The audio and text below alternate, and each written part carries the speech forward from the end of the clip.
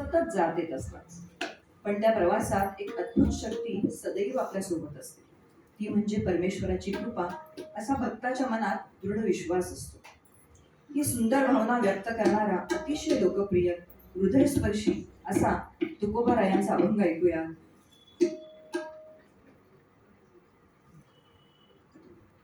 जेथे जातो तेथे तू माझा सांग.